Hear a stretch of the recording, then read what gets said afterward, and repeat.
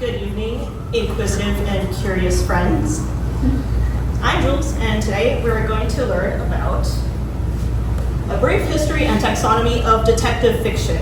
Now, disclaimer, mystery stories have been popular all around the world through millennia. We're specifically focusing on modern Western lineage. And we are starting with, anyone got any ideas? Edgar Allan Poe, who wrote Murders in the Rue Morgue in 1841. Now, this is the 1800s, and this is an era with a lot of technological and social advancements. So things like fingerprint technology, modern policing, forensic science was becoming a new thing. And this is kind of the origin of detective fiction in the same way that sci-fi and cyberpunk kind of coincide with the rise of computer technology.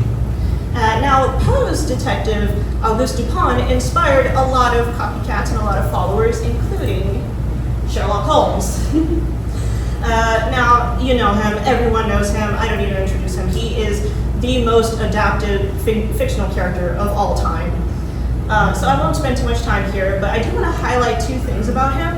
The first one is that in the first book, Watson, upon finding out that his new roommate is a detective, compares him to Auguste Dupin. And Sherlock Holmes has this to say about it.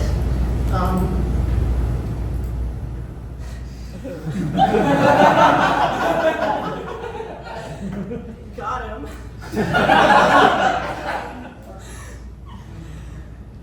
By the way, the best Sherlock Holmes adaptation is Soviet Holmes.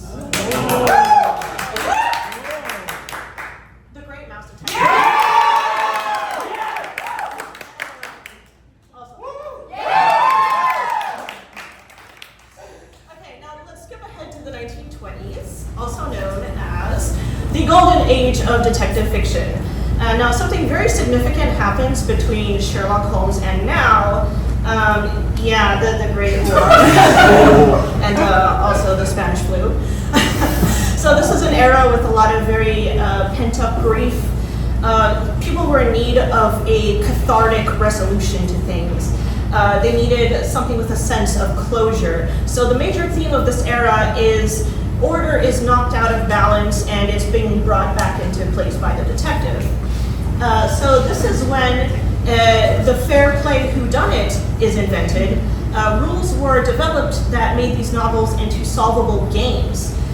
So the idea is to be played by the reader using the Knox's 10 Commandments, and this is the detective club that was in Britain at the time. Agatha Christie was part of it, as well as like all these other people.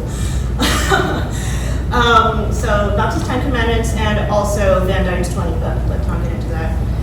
You can consider this branch as being the British puzzle box style of detective fiction.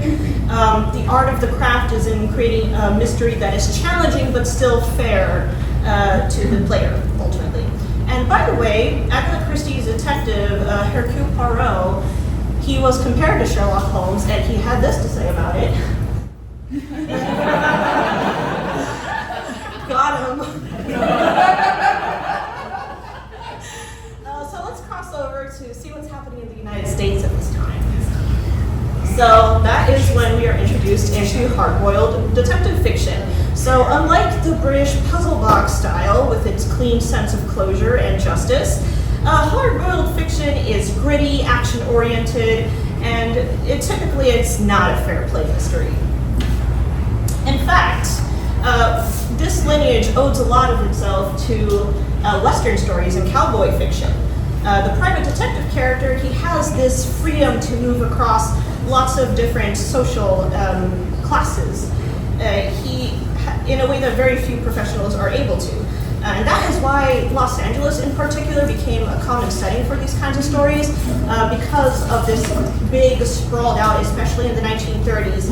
We have all of these different pockets of society spread all across LA, and the private investigator is the one who's able to bridge all of them. So all of these different branching paths, they still concern solving a mystery, but they have very different purposes and angles to it. Some of them are primarily crafted as a character study, others are a logic puzzle to the reader, and others are about social commentary. But more and more, we're seeing these genres sort of cross over with each other and create new takes on the detective fiction, and each of them kind of brings in the different fears and concerns of the society in which they were created.